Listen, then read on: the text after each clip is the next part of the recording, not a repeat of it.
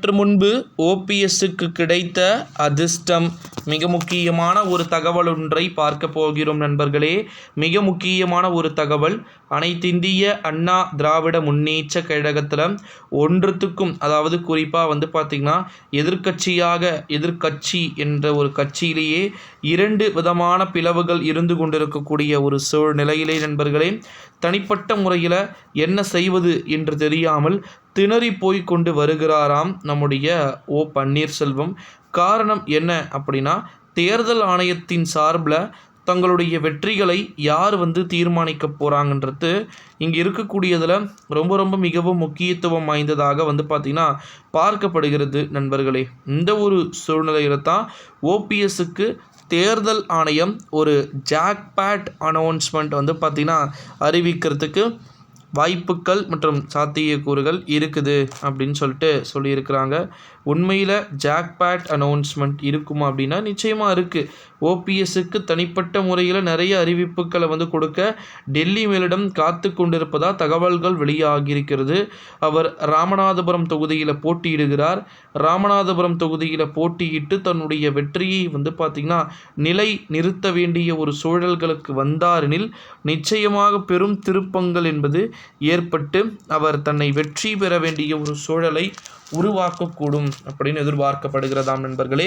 So அப்போ ஓபிஎஸ்க்கு பார்த்திங்கன்னா எலெக்ஷன் கமிஷன் அஃபீஷியலாகவும் சரி அன்அஃபீஷியலாகவும் சரி டைரக்டான ஆதரவையே கொடுத்துக்கிட்டு இருக்கிறாங்க அப்படின்றது உங்கள் அனைவருக்கும் தெரிந்த ஒன்றாகவே இருக்க வாய்ப்புகள் இருக்குது.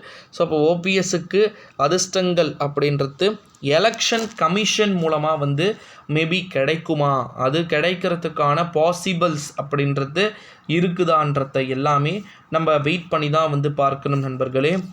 கண்டிப்பாக இது போல் தொடர்ந்து நிறைய விதமான காணொளிகள் இருக்கிறதாம். ஸோ இந்த காணொளிகள் அனைத்தும் எப்படிப்பட்டதாக இருக்க போகிறது, யார் யாருக்கு எப்பேற்பட்ட ஒரு சாதகத்தன்மைகள் பார்த்திங்கன்னா இருக்க போகிறது அப்படின்றத இந்த ஒரு சூழ்நிலையில் தான் தேர்தல் ஆணையம் பார்த்திங்கன்னா ஜூன் 4ஆம் தேதிக்கு பிறகு ஒரு மிக முக்கியமான அறிவிப்புகளை வெளியிட வாய்ப்புகள் பார்த்திங்கன்னா இருப்பதாக தகவல்கள் அப்படின்றதும் ஒரு புறம் வெளியாகிட்டு இருக்கக்கூடிய ஒரு சூழ்நிலையிலே அதை வெயிட் பண்ணி தான் பார்க்கணும் நண்பர்களே. ஓபிஎஸ்க்கு அடிக்க போகின்ற அதிர்ஷ்டத்தில் இதுவும் ஒரு மிக முக்கியமான ஒரு அதிர்ஷ்டமாக இருக்க வாய்ப்புகள் இருக்கிறது அப்படின்னு சொல்லலாம். நம்முடைய தமிழ்நாட்டை பொறுத்த வரைக்கும் ஓபிஎஸ் அடுத்தடுத்த அரசியல் நகர்வுகளை பார்த்திங்கன்னா எப்படி நகர்த்த போகிறார் அப்படின்றது நிறைய இருக்கிறது அப்படின்னே சொல்லலாம் நண்பர்களே. ஸோ ஏகப்பட்ட விதமான விஷயங்கள் அப்படின்றது நகரக்கூடும் என்று எதிர்பார்க்கப்படுகிறது. ஸோ அது மட்டும் இல்லாமல் இன்னொரு மிக முக்கியமான ஒரு தகவல் என்ன அப்படின்னு பார்த்திங்கன்னா, நம்முடைய தமிழ்நாட்டில் ஓ பன்னீர்செல்வத்திற்கு அதிமுகவின் சார்பில் எதிர்க்கட்சி தலைவரோ அல்லது எதிர்க்கட்சி துணைத் தலைவர் பதவி என்று வேறு ஏதேனும் கொடுக்கப்பட்டது என்றால் நிச்சயமாக வேறு மாதிரியான அறிவிப்புகள் வெளியாகக்கூடும். தேர்தல் முடிந்த பிறகு இப்போ எதுவுமே ரிலீஸ் ஆகாது, ப்ரீ ரிலீஸ் அறிவிப்பு எதுவும் இருக்காது என்று எதிர்பார்க்கப்படுகிறது.